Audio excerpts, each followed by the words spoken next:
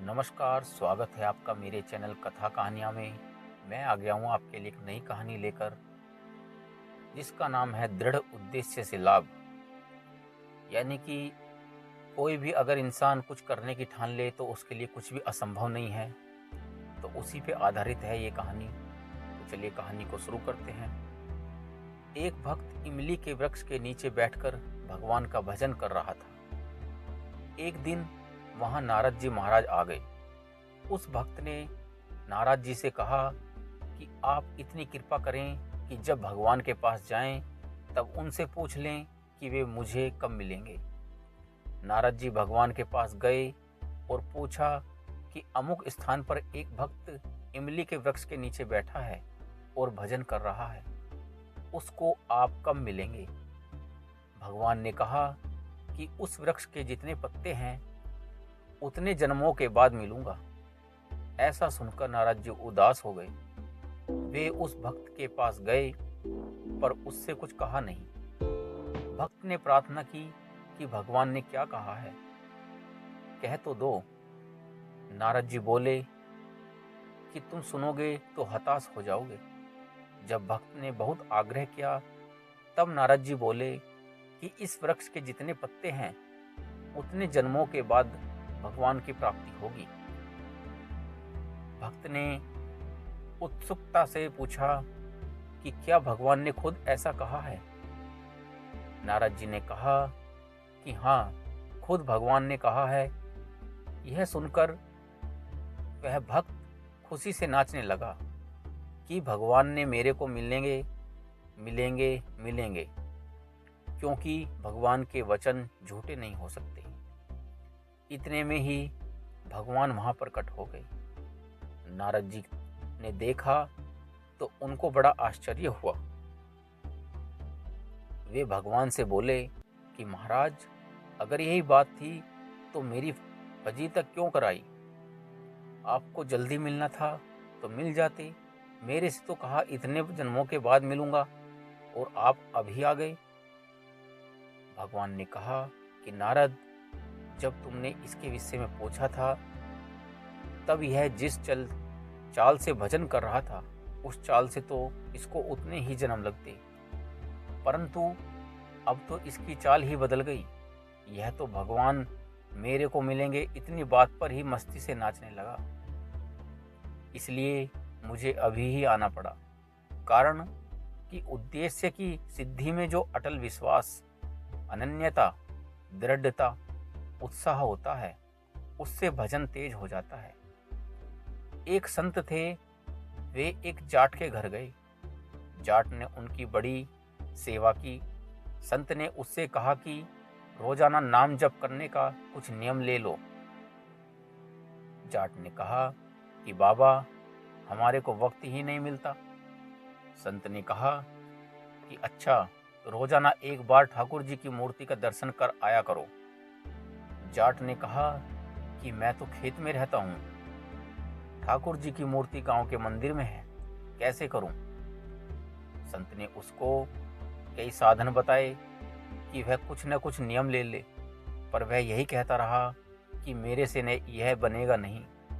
मैं खेत में काम करूं या माला लेकर जप करूं, इतना समय मेरे पास कहाँ है। बाल बच्चों का पालन पोषण करना है।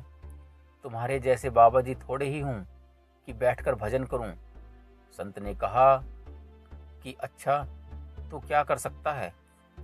जाट बोला कि हमारे पड़ोस में एक कुम्हार रहता है, उसके साथ मेरी मित्रता है। खेत भी पास पास में है और घर भी पास पास में है। रोजाना नियम से एक बार उसको देख लिया करूंगा। संत ने कहा कि ठीक है, उसको देखने बिना भोजन मत करना।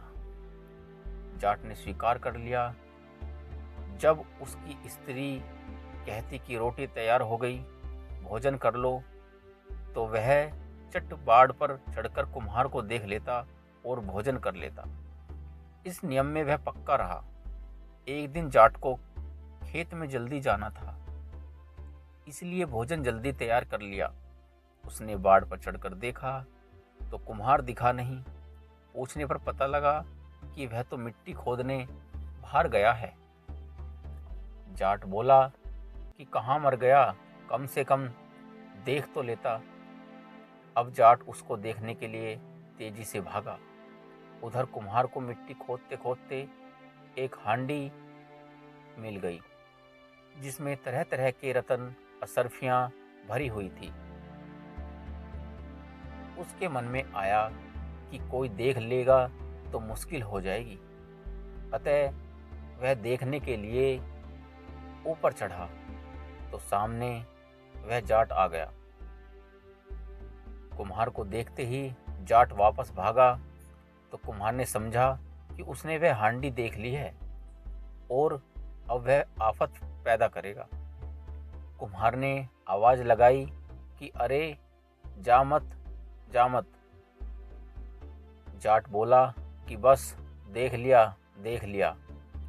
कुम्हार बोला कि अच्छा देख लिया तो आधा तेरा आधा मेरा, पर किसी से कहना मत। जाट वापस आया तो उसको धन मिल गया। उसके मन में विचार आया कि संत से अपना मनचाहा नियम लेने में इतनी बात है, अगर सदा उनकी आज्ञा का पालन करूं तो कितना लाभ होगा। ऐसा विचार करके वह जाट और उसका मित्र कुम्हार दोनों ही भगवान के भक्त बन गए। तात्पर्य यह है कि हम दृढ़ता से अपना एक उद्देश्य बना लें कि चाहे जो हो जाए हमें तो भगवान की तरफ चलना है, भगवान का भजन करना है। उद्देश्य बनाने की अपेक्षा भी उद्देश्य को पहचान ले, कारण कि उद्देश्य पहले बना है, मनुष्य जन्म पीछे मिला है। मनुष्य जन्म केवल भगवत प्राप्ति के लिए ही मिला है। इस उद्देश्य को पहचान लें, संदेह रहित मान लें, तो फिर भजन अपने आप होगा। तो दोस्तों, यह कहानी, यह कथा यहीं पर समाप्त होती है। कहानी कथा अच्छी लगी हो तो कृपया लाइक करें, शेयर करें और चैनल को सब्सक्राइब करें। और कोई भी आपकी राय हो तो कृपया कमेंट कर ज़रूर बताएं। धन्यवाद।